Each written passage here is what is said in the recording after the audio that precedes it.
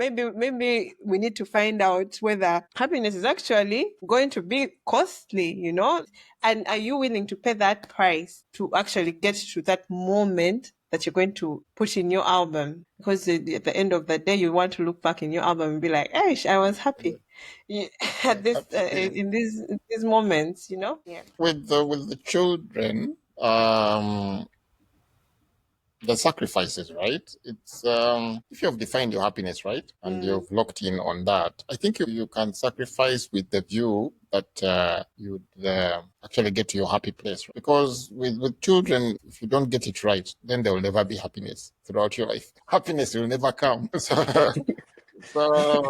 if you've defined your happiness, I think you can sacrifice, and well knowing that okay, maybe I'll buy that Ferrari at 42 or 45.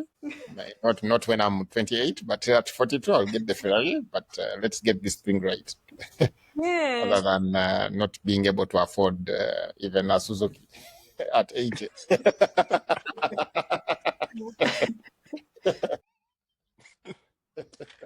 All right. Welcome to another Live Quality Conversation. And joining me today, I have two of my good friends. I have Emily. You've seen her before. We've had a very long conversation recently. And also joining us today is Alex. Uh, I have known these people for a while, and we have a lot of good conversations. But I'm not going to speak for them. I'm going to pass the mic around and let each of them introduce themselves, and then we'll get into our conversation for today. So, Emily, do you want to introduce yourself a bit? Yes, my name is Emily. Like Clayton said, I am a software engineer by profession and qualification. And besides that, I am an aunt, I am a sister, I am a daughter.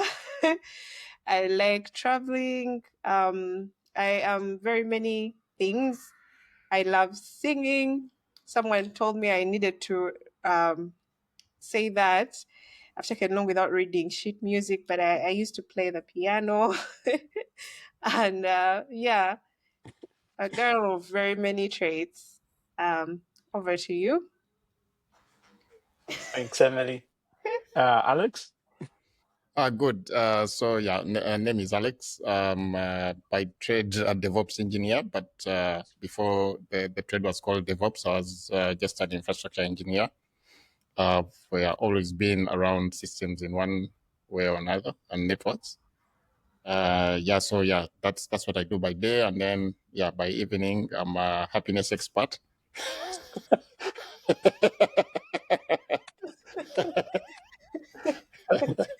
Fair enough. I like the happiness expert. So Speaking yeah, of, yeah.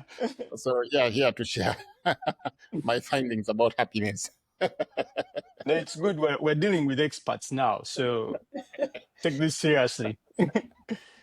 Yeah. So anyhow, so this conversation was sparked by a Facebook post. Emily here, she had asked an interesting question about happiness again, and there was a bit of commentary on it, and that sort of like sparked the idea of like maybe we should just get together and have a chat and see how far we can push some of these ideas and learn from each other. And so yeah, maybe to start off, I would ask you, Emily. So what was going through your mind at the time? What were you wondering, and how did we end up at that post? Actually, the post is a very, very old post. And yeah, you know how Facebook just brings back memories? Mm. And I just saw it, and having done the other podcast where we're like, hey, a million happiness, I was like, interesting. This has been a topic in my life for quite a while. And I read the response that someone respond said there, and I had just liked it at the time. This time around, I was like, this is quite interesting. So happiness is something like what was going through my mind at the second go. because I don't remember that first goal. It was sort of, it is something that we actually seek out every day, unknowingly, like unconsciously, like it's just, this is not my environment. I need to find my environment that keeps Yeah. me happy, so we're always looking for it, even if we don't call it happiness. So Mm. yeah, that was what was going through my mind. Yeah, no, so that's good. Like, for me, after I was reading it and then, going through the comments, and I was like, okay, this is interesting because why does the theme keep coming up? But also, excuse me, like I was listening to another conversation recently, and this guy said something quite interesting. It's like we are always stuck in between two places, if I may call it this. It's like there is inside ourselves, or where that place we call ourselves. Then there's the world outside of us, and so we're like sort of like always going back and forth, back and forth. And so while I was thinking about that and reading your post, I was like, oh, this is interesting. It seems like happiness is when you kind of like get like a good sync between those two, and you're kind of like in a good balance. I don't know, like, what do you guys think about that? Uh, yeah, well, when I saw Emily's post, and I think I was trying to comment on it on the back of what you'd written on the same post. My own thoughts in that moment, I thought of happiness as a construct of that's been defined by the environment. In other words, I felt like a lot of what we as individuals define as happiness is the absence of what community tells us needs to be absent. And Mm, so uh, yeah, so when I thought about it like that, I realized that actually when you go back and find the people who say they have truly found happiness, in most cases they have gone against what uh, the status quo is says happiness is. And yeah, that's when most people say they're happy, because in pursuit of happiness, or yeah, in search of happiness, if you follow what community says, it will probably be the absence of maybe the presence of good health, or mm, the absence of maybe bad friends, or presence of mm, good family relationships. And when we keep working towards that, you'll find that many times, if let's say happiness was you being in place A, when you get to place A, you're not mm. actually even happy. You're like, where was this happiness I was promised? Yeah. Uh, so yeah, that was my take in that moment. That, oh, happiness is actually it's actually being defined for us. Yeah, it's not like a construct that we have as individuals. Yeah, so like yeah, and I think I agree with that because like from what you're saying, it's like we see around us and we see what seems like happy people, right? Like other happy members of wherever we are, Uh, and the things that seem to be making them happy, and we go like, oh, there, oh, I saw that guy, man, with his red Ferrari. He seemed really happy. mhm, Maybe I should also go get a red Ferrari and I will be really happy. Then exactly. you go and you get a red Ferrari and you're like, nope, that didn't work for me, right? Something Yeah. like that. Yes, exactly. Yeah, exactly. Yeah, So no, yeah, it's actually a moving target, because yeah, if you get into that Ferrari, there'll be something else that has been set as a standard of happiness as well. Yes. No, I So totally agree with that. Sorry. yes, yeah, no, I you can totally go in. agree with that. I was watching a sitcom. It's called The American Wife, and this American wife was talking to her husband and was pointing to the daughter. I want to feel like how my daughter is feeling right now. And what the daughter was going through at that moment was like, it's not. a total heartbreak. But you know how you meet a person who loves you, who says they love you and all those things, and then they don't text you for like some time, and you're like, what's going on? And she's like, I don't know what's going on. And this woman was wanting to feel that way. That is, it was like, give me this kind of feeling. This is what I want you to do for me, so I Mm. can. I and this is where I actually also like agree. It's like when at one point for me when I'm looking at this American wife, for very many women they'll be like, "You've arrived, you have a family, you have a husband, everything is there. Why would you want to feel like someone doesn't love you by ghosting you? You know." Yeah. But that is the feeling that you're looking for, and it's what is going to actually fulfill you in Yeah. that moment. No, it's interesting you say that because it's like from the way it sounds from both those scenarios, there's this like there's the desire that you have and you're trying to fulfill it. Like the desire is coming up, it's making you want certain things. Well, it doesn't feel like it's making you want or like the desire. In the moment, you feel like you are that desire, like you want a thing and you have to go for it. Uh, however, like it's as if you, in the moment, you're not able to kind of like see what you have. You only see what's not there. And it's like you just want to close that gap and in the moment you're driven to go and close the gap uh yeah, something like that, though I kind of like when you if you're outside, like if let's say, let's say Emily, you're there and you have your want that you're trying to chase after, yeah, and I'm watching you, I'm like, but Emily, you see all these things that you have, the want you're chasing after, you're going to destroy all these things. But for you, you can't see it from the inside. You're like, no, no, no, this is what I want. I have to go get it. I have to go to get it. All those things don't mean anything right now. It's only that thing that is missing. I have to go get it. And that for me is what sort of like, it's as if we are captured, like as if we are possessed by the thing that we want. And it has us and it's just pulling us and taking us. And like, oh, what about all these other things? I don't care. Leave me alone. Like, like when you're a teenager, right? And you want something, or maybe even a toddler. When a toddler has like a tantrum, I want a lollipop. If you don't give me my lollipop, the whole world is ending. So I think as I feel like as human beings, Mm. so we go through a lot of strife. Maybe or not everyone does, but many people go through strife to stay alive. To see the next day. Especially considering a lot of what happens back on the continent. Yeah. People struggle to live day by day, and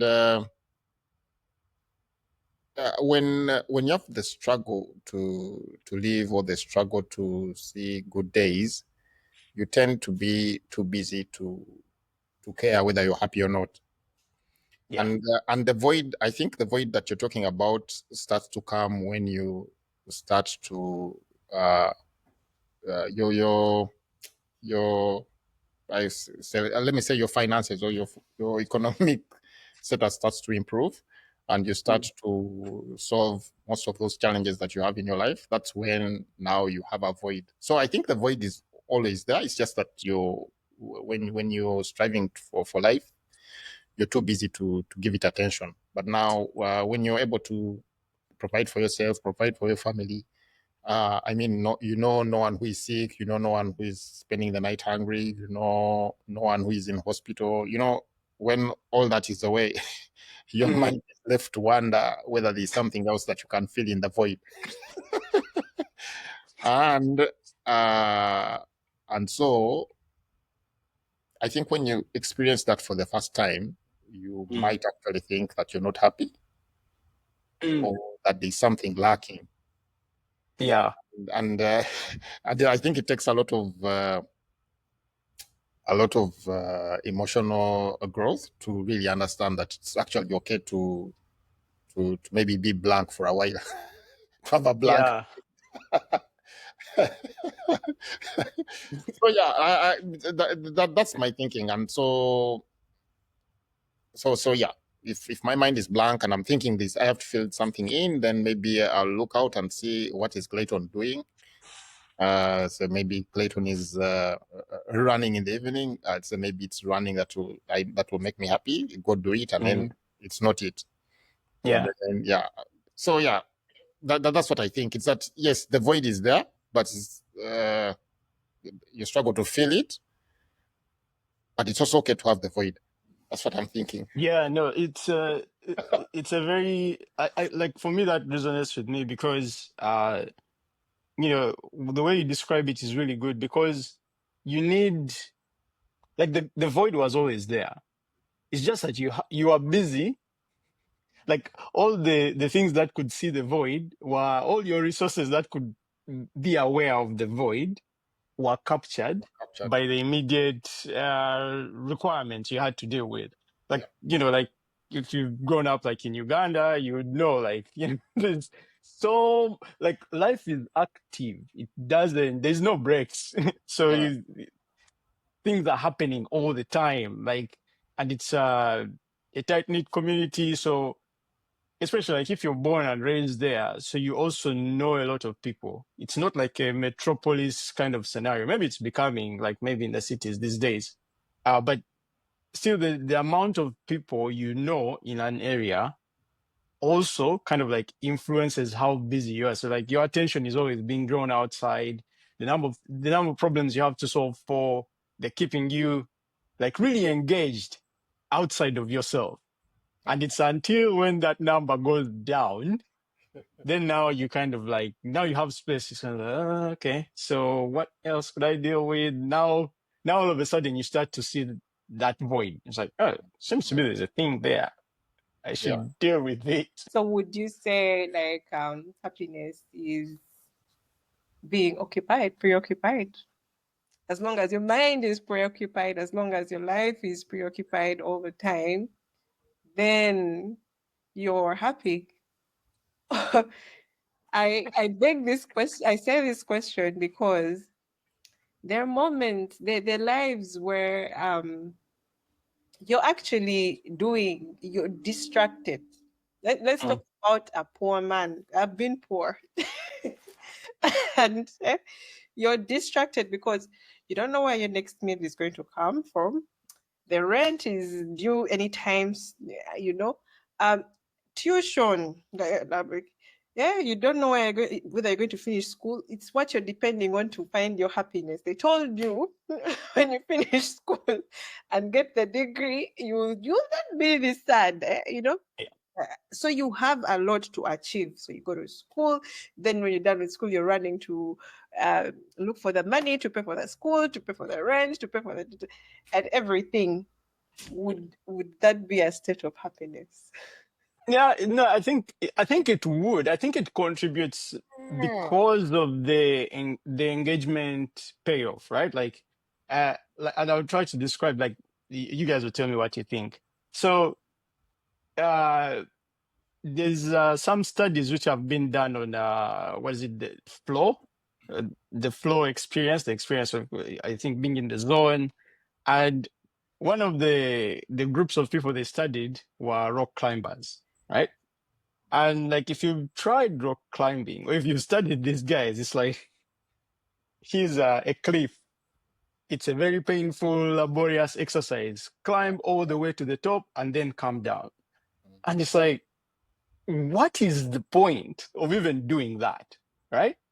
But the people who do it, it's like almost a religious experience for them. Like when they're in that, when they're doing their, whatever rock climbing, it's such a fulfilling experience. And so one of the conclusions they made was like, oh, so it's not about what you're doing. Like the task itself doesn't really matter, but it's more like the experience of how you are when you're doing it, like how it makes you feel, like if it makes you feel alive and engaged, and for you like you are really having a great time doing this, Yeah. Yeah. then it fills your happiness cup. However, uh it this, I think for in some categories where it's intentional, yeah, you probably get your cup filled even more. But you can also be drawn into that situation unintentionally, and I think that's what you are referring to, Emily, about the hustle pushes you, and gives you anxiety, and then you're in this view of like you're trying to hustle, and life goes and it's going, and you're making it work, and the next problem presents itself, you're solving it, and you kind of feel like you're dealing with it and you're handling these big challenges, but you didn't choose to. Like the situation happened to you, and Mm. so it doesn't feel bad, but it also doesn't feel good. However, like if you are choosing, it would, I think maybe you'd feel good. I don't know. I don't. Well, I think and again, this won't apply to everyone, but I think in the times when you're going through your strive or your hard time, I think you subconsciously collect, call them albums of happiness, because I mean, you'll see, like in Emily's example, you're struggling with fees, and then you see there are other students who have their fees paid, maybe even ahead. So Mm, your mind will register that as a what part of happiness, right? yeah. I mean, if you're struggling to move place to A to B, and you see someone driving a car, you register that as part of happiness, right? And so when you get to a point where you can achieve most of these things, I think your mind will open that bank, and you now try to catch up on your happiness quota, if we can say like that. We can put it like that, right? You start to feel your happiness quota, but you're feeling it now with everything that you subconsciously registered as happiness, and it's actually not going to fulfill you, and that's why Mm, you'll end up with the void. So I mean, you have everything that's defined as happiness, but you're still uh, maybe feeling like you're lacking on happiness. I think, remember, to answer Emily's question earlier, I think everyone has to define their happiness. Everyone has to define their happiness. I think that's the short way to put it. Everyone has to define their happiness, and you have to be happy with that happiness. mm, So I mean, you have to be uncompromising with your decision, right? So, like you see, the example of the rock climbers. yeah. I mean, if they're going to rock climb, they wouldn't allow anyone to sway them away. Like, I mean, I wouldn't go into rock climbing or even bushwalking for any reason myself, right? Yeah. But if I met someone who's going rock climbing, I wouldn't believe why they need to do that, right? But you have to be persistent that this is what actually makes me happy. Mm. Going to play golf is not what makes me happy, even if it makes other people happy. I think that's when, and that's why initially I was saying that people who find happiness are going to go against the rules of society somehow. Yeah, yeah. No, it's like I really like that point you've made. I even wrote down the phrase "albums of happiness." So I'm stealing that one. Thank you. But I like the challenge of where you must define happiness for yourself. And like I remember a time when sort of like I got to that dilemma as well, and I'm going like, oh, I'm supposed to be happy. Why am I not? Right? And I found like, oh wait, and I think we spoke about this earlier. It's like the template that I was checking off of like, no, no, no, I got this, I got this, I got this. Therefore, this Mhm. should equal happiness. I was like, yeah, did not compute. Like, oh wait, I have to go back and build my own template and define what things are there. But then for me, my struggle was wait, wait, wait, wait. This is what I was given. But am I supposed to challenge what I was given? And in the moment, it did seem like, oh, yeah, actually, yeah. So, uh, like, I don't know about you guys, probably it's the same. Like, where we come from in, like, in Africa, in Uganda, you have a lot of tribal communities, right? And in tribal communities, it's the framework they're using, like a collective society approach, right? It's like uh, your success is how much success you've imparted onto the collective, right? So if you have, let's say, managed to buy a car, how many people that car can help? That's how successful you are. Uh, while in you'd say in a more individualistic society, let's say like Australia, uh, it's different. It's more about you as an individual. Are you getting the things that you desire? Are you feeling that void, the one defined by you Mm. according to your own spec? And so success is looked at in very different lenses. And so I guess being in an in-between position whereby, like, as an immigrant, like I'm coming from a collectivist culture into an individualistic culture.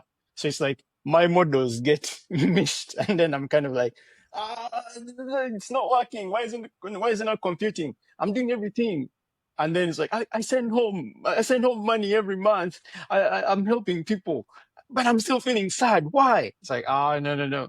Because when I'm not in a group, first of all, like my neighbors are not sending money home every month. Like for them, they get their money, they use it how they want. Eh? They're spending it on trips, on what. I'm like, but why can't I go on a trip? It's like, no, me, I'll send the money home. And then now they put me in a position where now I'm challenged. I'm like, I should, I would, maybe if I do that, I would be more happy. But should I be doing that? But, and then you're in between places. But I think that difference in those frameworks of how the societies work, I think it feeds into that a lot because Mm. as humans, like we are also social creatures, and we will rely upon what we are seeing outside, how the behavior that we're seeing outside. That, like we're saying, you see a thing of so and so bought a red Ferrari and it made them happy. Maybe that should be the norm that I should adapt to. And then, then you find no.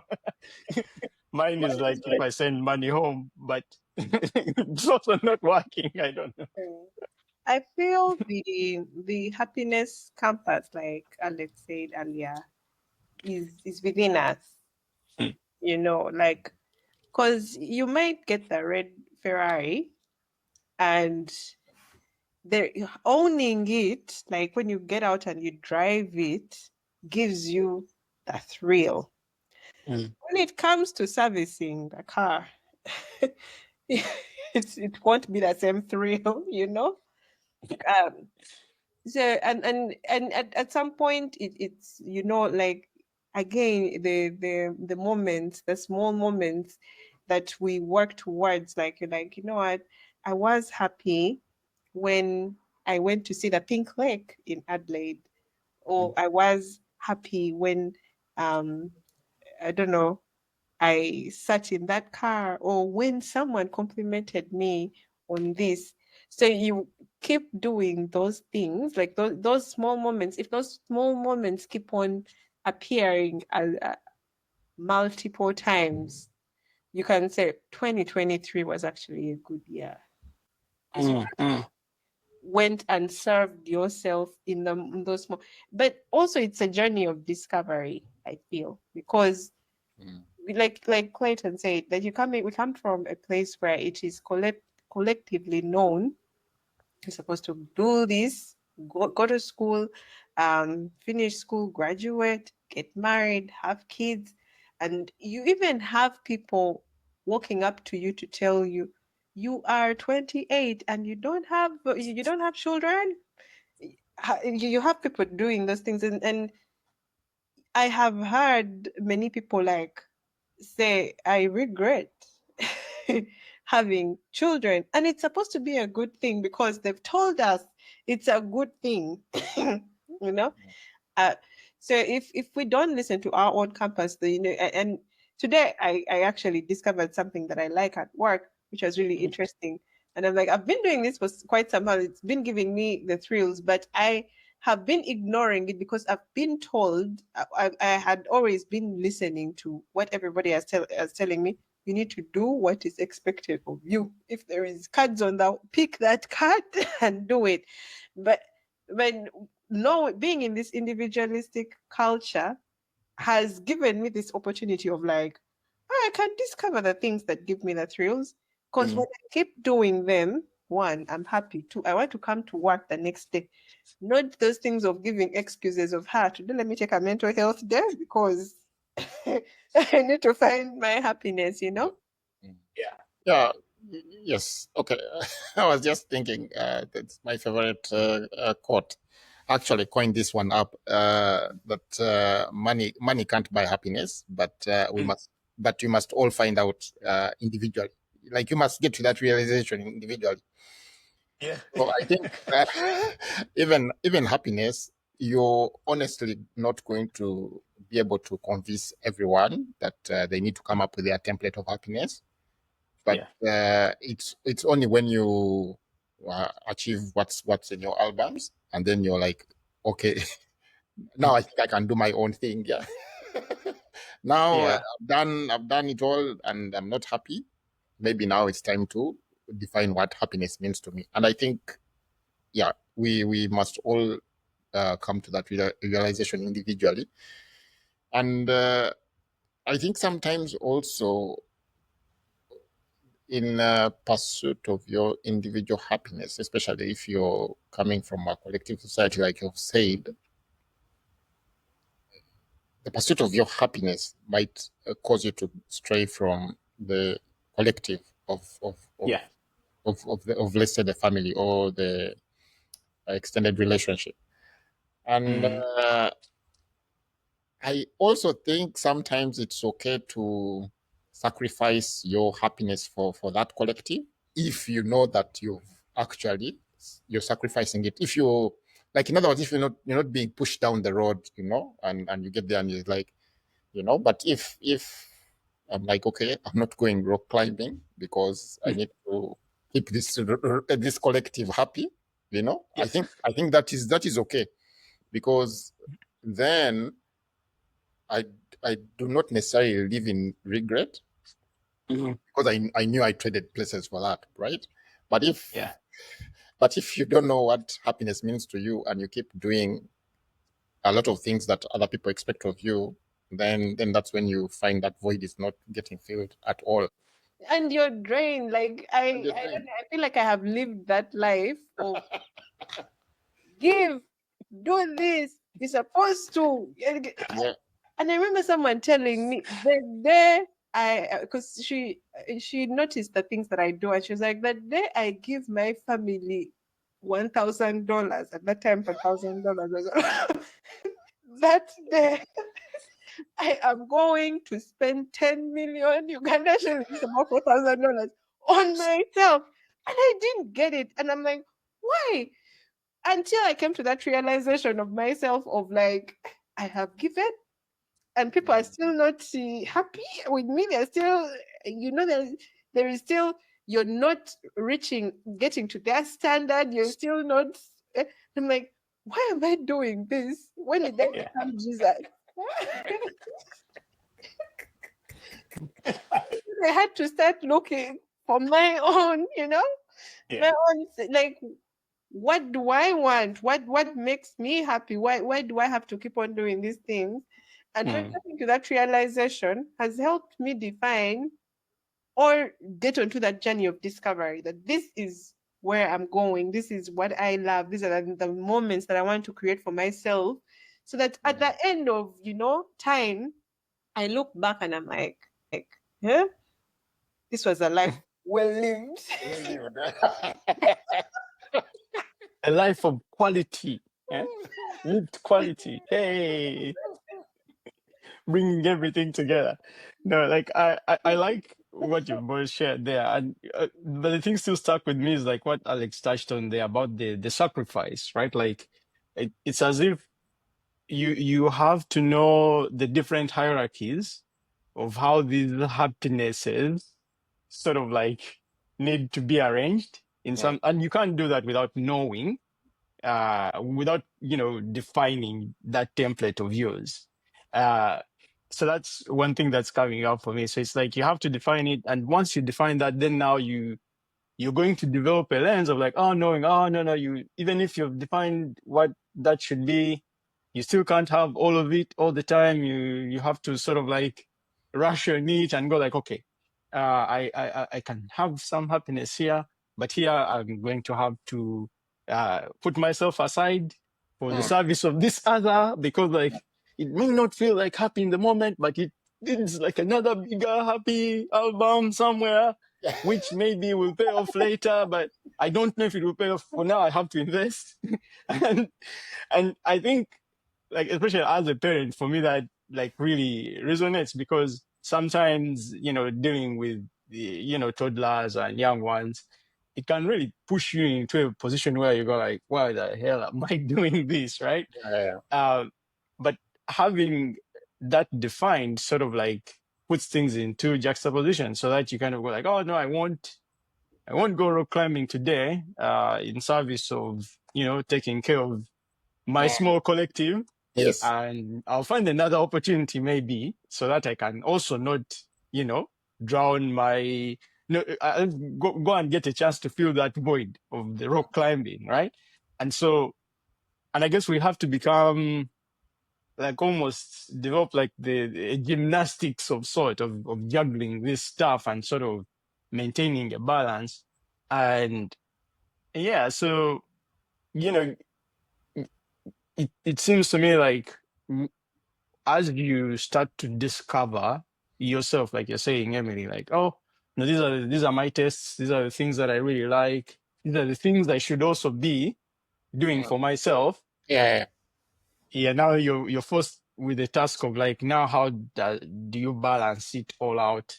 Which things do you give up? Which things do you still pursue? And that also now creates I don't know if, I don't know what kind of work it creates. It's like, is it happiness work, or is it another happy? Is it a happy job? I don't know. Yeah. I think like what Emily's saying, I think, Emily, you need to probably define your happiness. You need to define your happiness and then start working on that, as well as making the sacrifices, right? Because yes, as well. Honestly, it's considering the collective that we come from, right? So even growing up myself, I know so many people made so many sacrifices, right? And it's bad when you think about it, that it seems so many people could have skipped on their happiness for me to be happy, right? So I don't want to continue that cycle as a self. I Mm, need to, and if you do think about this with relation to what we are saying, that you need to define your happiness. When you think about like our parents, right? Many parents say, "Oh, look, I wasn't able to buy a car so that you can go to school," right? Maybe they thought that was going to make them happy, but the car wasn't going to make them happy, right? mm, So if you have not defined your happiness, you live your life thinking you've not been happy. Yet the things that would have made you happy are actually small things. Small things you could have achieved, as well as what, as well as sacrificing, right?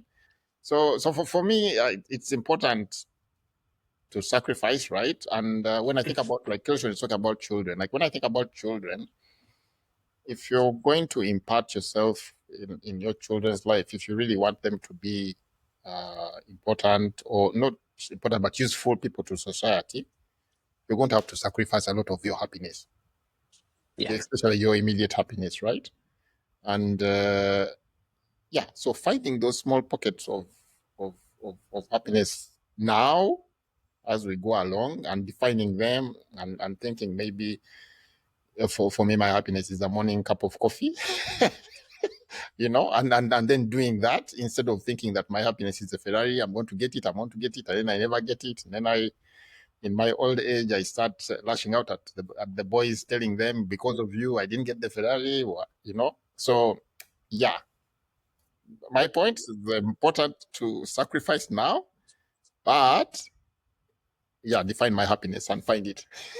But maybe you need to actually get the Ferrari to find out truly that it will Truly, whether it's so, happen.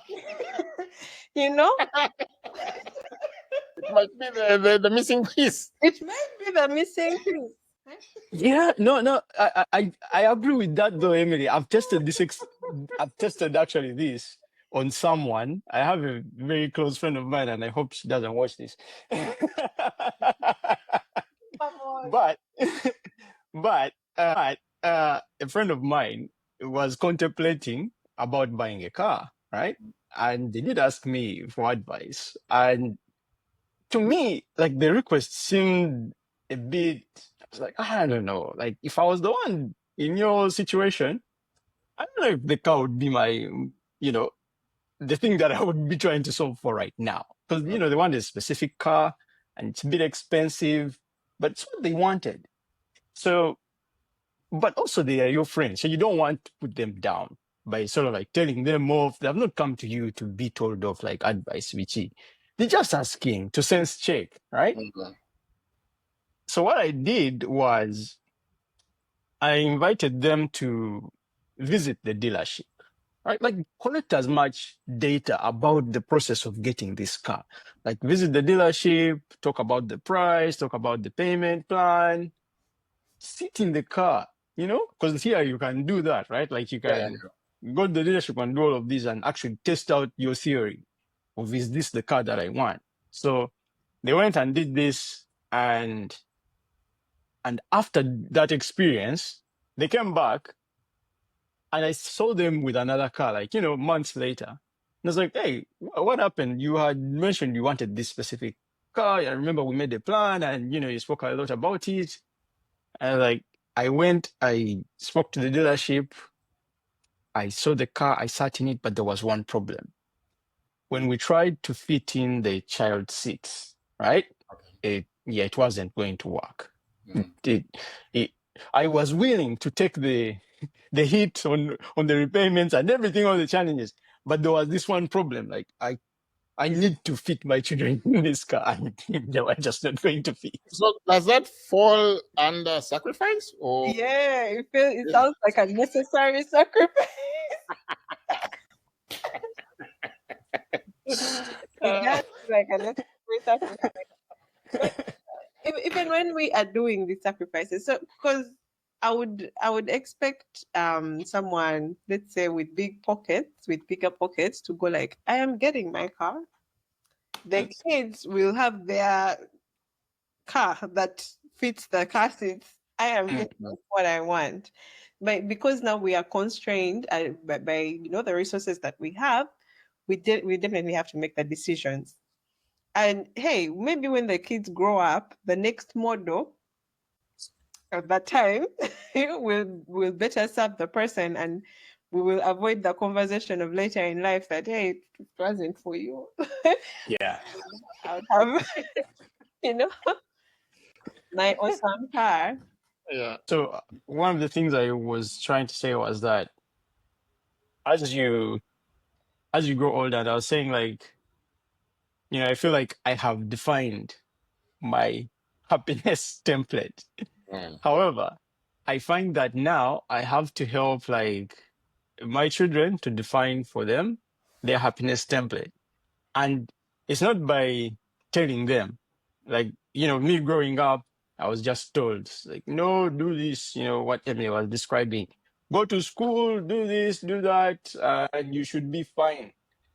And now going back to that thing that, Alex, you raised, like, how do you not have to sacrifice, right? Like when, uh, as you you deal with your own template of happiness, right? How do you not have to sacrifice? I feel like our families where we grow up have a big hand in that because they, as children, they're defining these things for us when we're growing up. So it's like how much they allow us to sort of like express has a big hand in that. Like an example I'll give is like my son, he for a long time he was interested in playing soccer. Yeah. Oh, why do you like soccer? I just like it, you know, my friends, I enjoy the guys I play with. And it's okay, like he's not a great soccer player, but he really enjoys it. He has a great time. So, you know, we take him to the community soccer club and he plays. He played, I think, for about 3 years. And then I'm going like, but do you really enjoy soccer? It's like, yeah, I have a good time with my friends. I'm like, look, if you want to try another sport, now is a good time to speak up and then we see. But you can't have both. It's like, okay, maybe I should try basketball. I'm like, cool, let's swap soccer for basketball. So we swap it out. And now with basketball, oh my God, everything. Daddy, get me a hoop. I need other shoes. By the way, my friend has a game where he's playing. Can you take me to see that game so I can see him playing? I need to watch NBA. Can you get me what Golden State played over when I had? I want to see the game. Mm. He's installing the video game on on his iPad to play it when I'm not watching him. I'm like, this guy, he's so obsessed. He's buying the hat. He has the stickers everywhere. Everything that is about basketball. It's like once he got into that sport, all of a sudden he became like so alive in such a different way. I'm like, oh, okay, wow. And now I'm challenged. I'm like, oh, okay. Now do I have to invest in this? Now how is my budget going to keep up with this with this happiness? And it's like, oh, wait, now I have to sacrifice me. I won't be having my coffee every day because now I have to invest in this basketball This future basketball, yeah. or this basketball happiness. Because in the moment, because you don't know if it will stay for long. Is it also going to end up like soccer? I don't know. Anyway, that's what I think. Like we have to. At least that's what I'm thinking. Like you have to like really support, and part of the sacrifice comes in that way. And it may be a sacrifice, but it may not be a complete sacrifice. I don't know. What do you guys think? But maybe I not a feel, complete sacrifice. Sorry, Emily. sorry, I was going to say, I feel you seeing your child find their happiness might be contributing toward your happiness. And when you like, sometimes you go to bed and you're like, you know what, I just have to get the third job, get the fourth job just to make sure that he's happy. Because when he's happy, I'm going to be happy. So the Yeah, sacrifice on your end is mostly the work that you have to put in, that you probably don't want to do four jobs, you know. You probably just want to be home and yeah, sipping on a coffee and enjoying a movie or something like that. But because there is someone who is contributing, like you're going to go chase your you've defined your template, and your template might include that, and that happiness is coming at that cost. Maybe we need to find out whether happiness is actually going to be costly. So it and are you willing to pay that price to actually get to that moment that you're going to uh put in your album? Because at the end of the day you want to look back in your album and be like, hey, I was happy.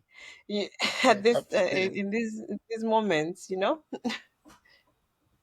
Yeah. I think with the children, the sacrifices, right? It's if you have defined your happiness, right, and Mm. you've locked in on that, I think you can sacrifice with the view that you'd actually get to your happy place, right? Because with children, if you don't get it right, then there will never be happiness throughout your life.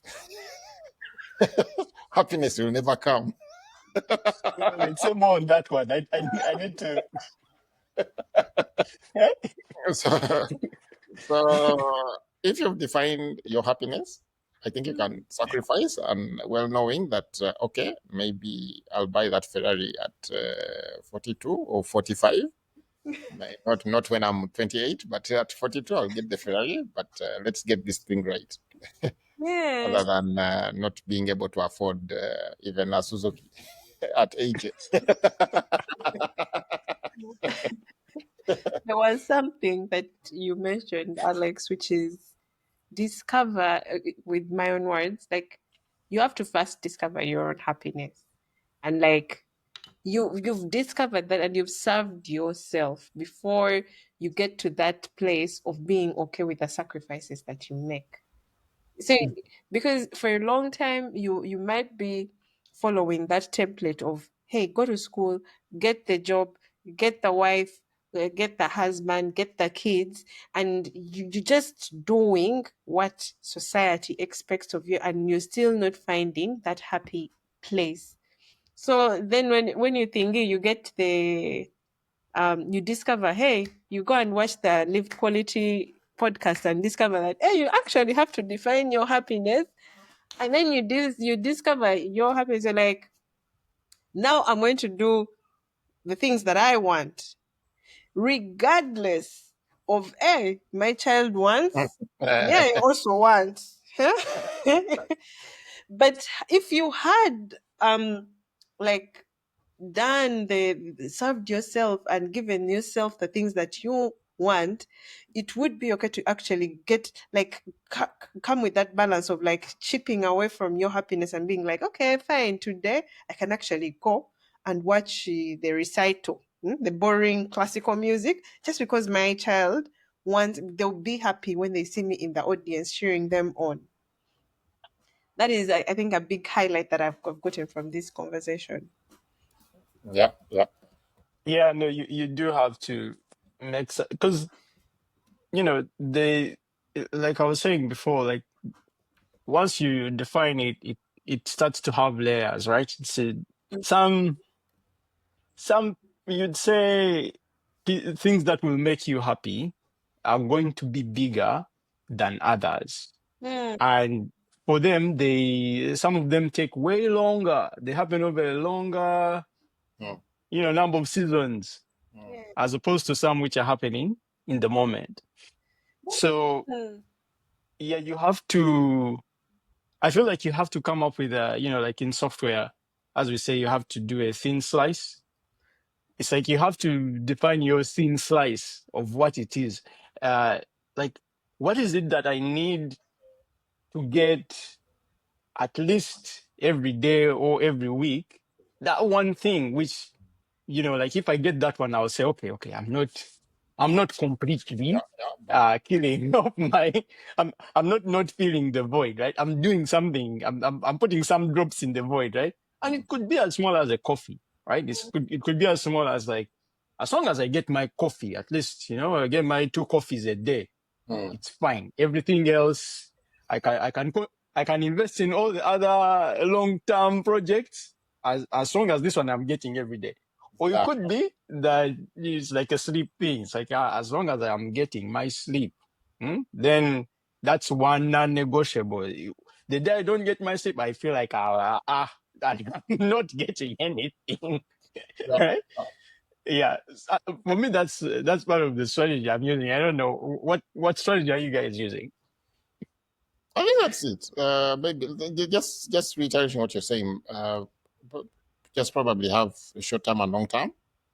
Mm. But be crystal clear that this is your plan, right? Yeah, Because especially on the long term ones, because you could set up a long term uh, happiness index of maybe when I finish my mortgage, I'll be happy.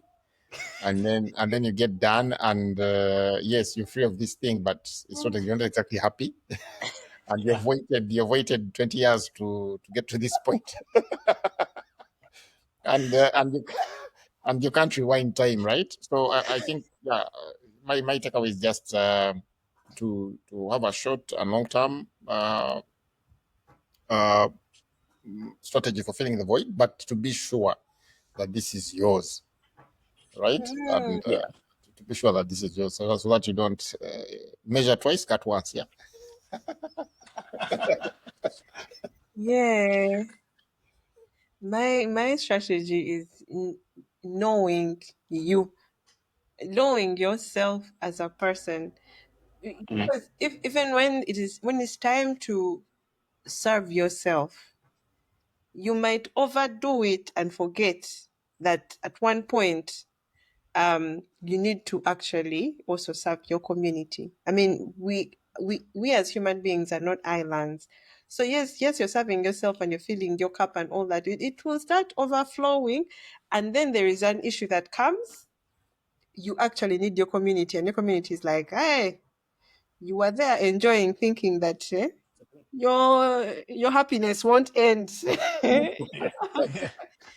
And you're actually stuck. So knowing that, okay, now it's time for me, and then now it's time to actually give that sacrifice, invest in the community, or invest in the people around me and things, and do the sacrifices, Mm. give the children, give the friends, and the family.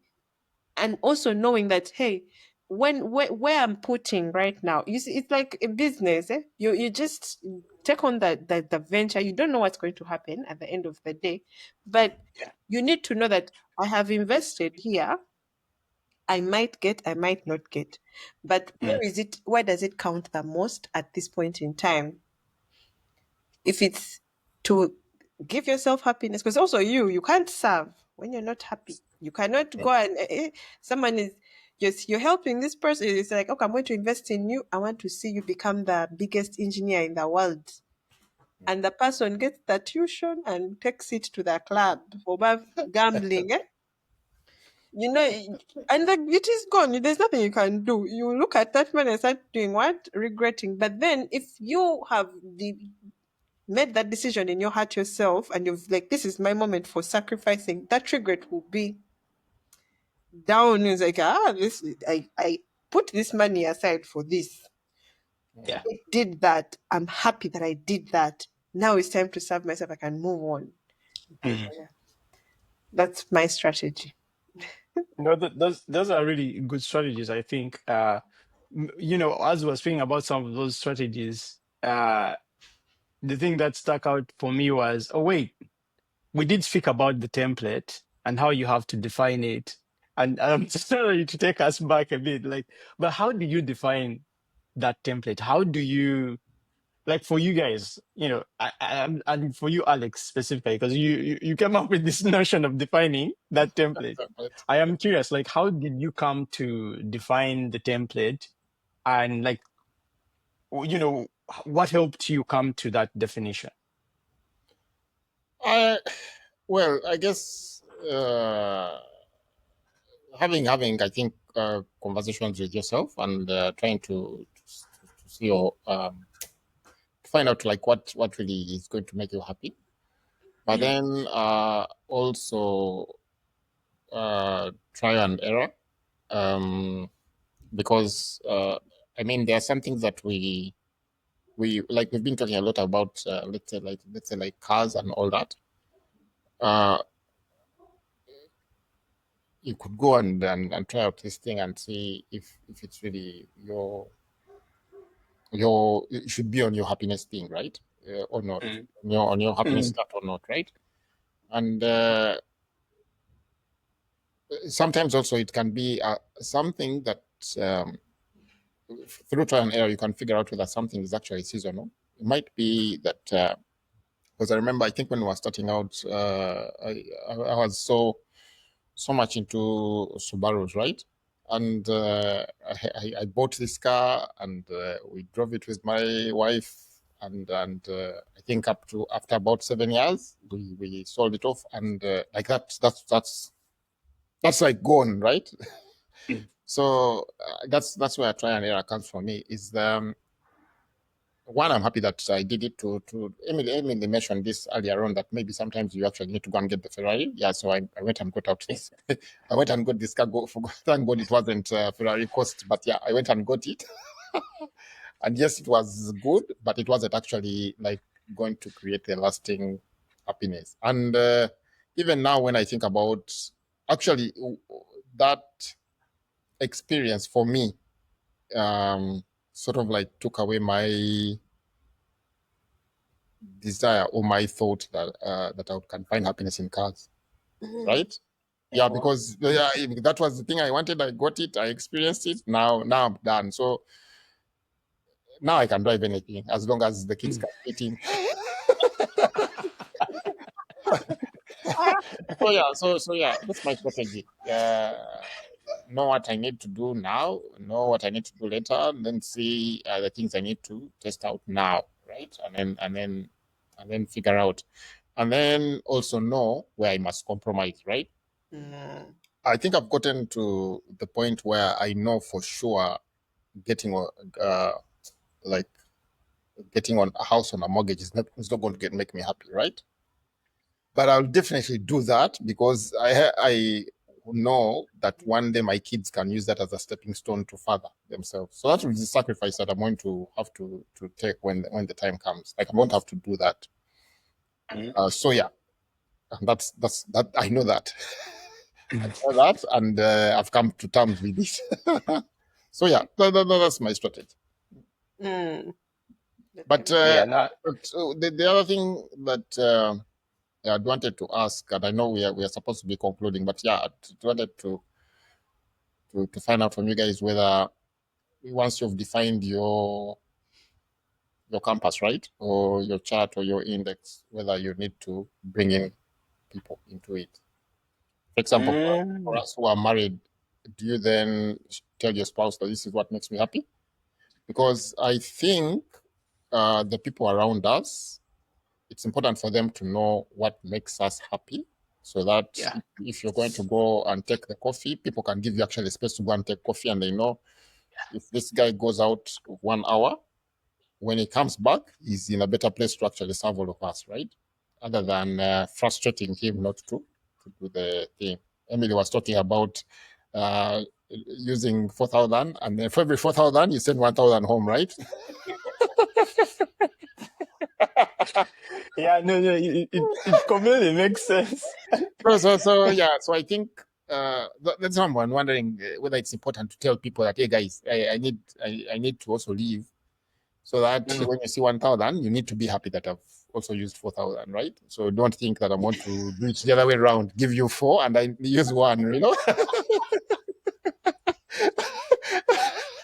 because if I've not met my happiness quota, then maybe none of us will have anything. Emily, you tell them. Yeah, I think it's yes. Well, first off, to respond to that, first off, you bringing, I mean, like for example, picking a spouse, it is something that you're doing to contribute to your happiness quota.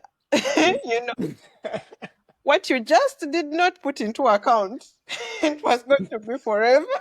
You know, and yet happiness is a moving target.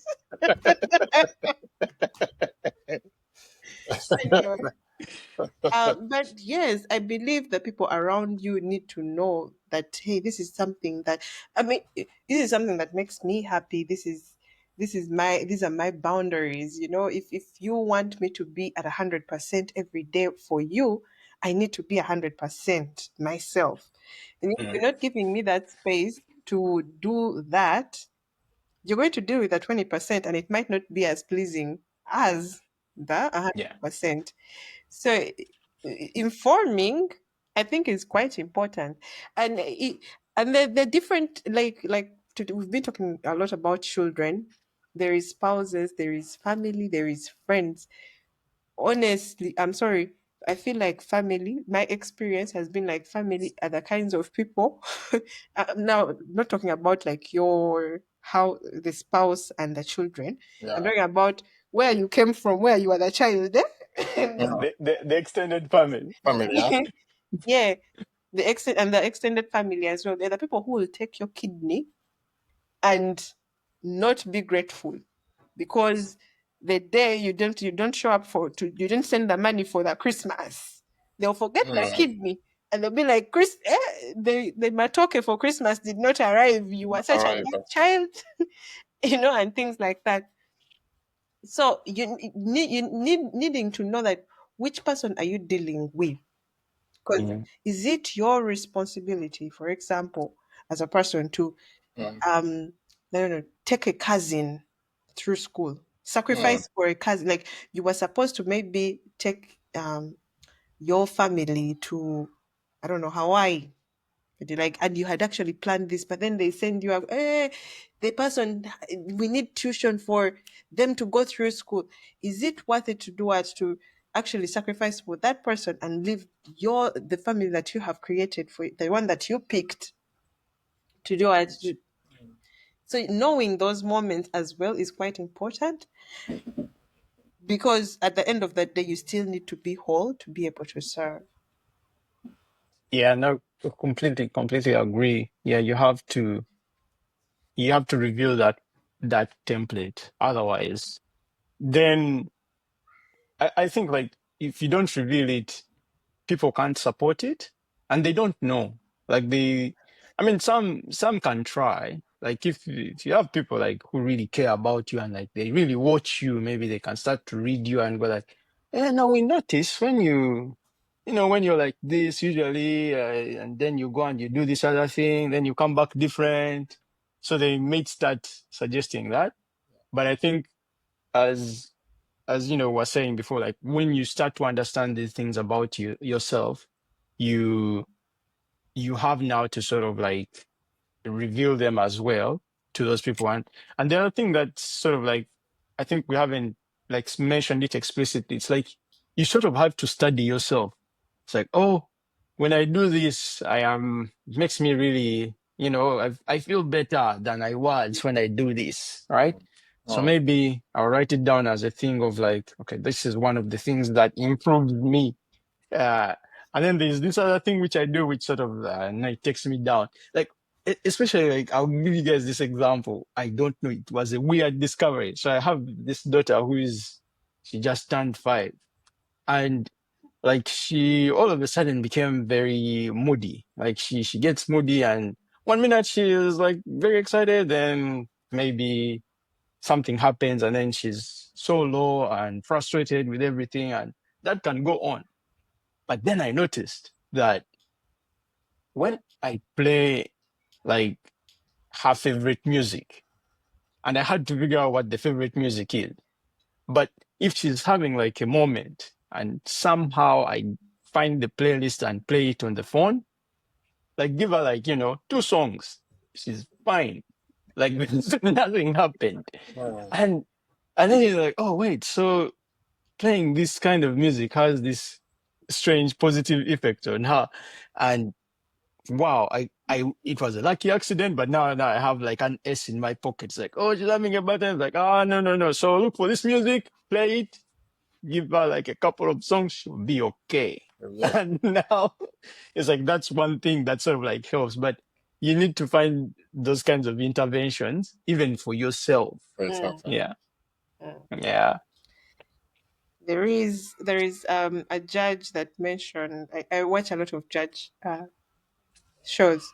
So there's a judge that mentioned that you cannot enforce boundaries that you did not set with people. So that's what was on boundaries side of things. But yes, with happiness, you somehow have to set those boundaries. Yeah. And not only boundaries, like you're going to break the rules, like Alex said earlier, you're going to break rules. But even when you're breaking rules, you'll have people coming on your tail. "Eh, what are you doing? Calm down." Yeah, something like that. But the moment you set those boundaries with them, then you can easily, I'm sorry, it is me time. I'm sorry, it is this time. It's, it's my happy time. So sort yourself. I'll say You can fight for the template, eh? exactly. Because sometimes, because just telling people the template is not enough.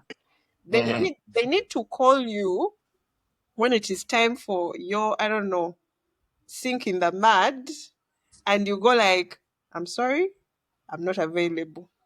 And they will know that when you tell them that, the next time they come and they're like, oh, this is my time, they'll be like, okay, it is her time. I'm going to give her that time, Yeah. especially family. Yeah, no, but even colleagues, like a colleague was asking, "What you booked yourself a meeting for your lunch break?" I'm like, yeah. If I don't book it, people are going to book meetings for me. during my lunch break, and for me it will not fill my happiness template. That goes off. But guys, thank you so much. I really, really enjoyed exploring this with you guys. And yeah, we should totally do this again. If you're watching, please share some of your happiness strategies, your happiness templates. What are you doing for yourself, for your family? Yeah. Like and subscribe. Yeah. All right. Cheers. Yeah. Cheers. Bye.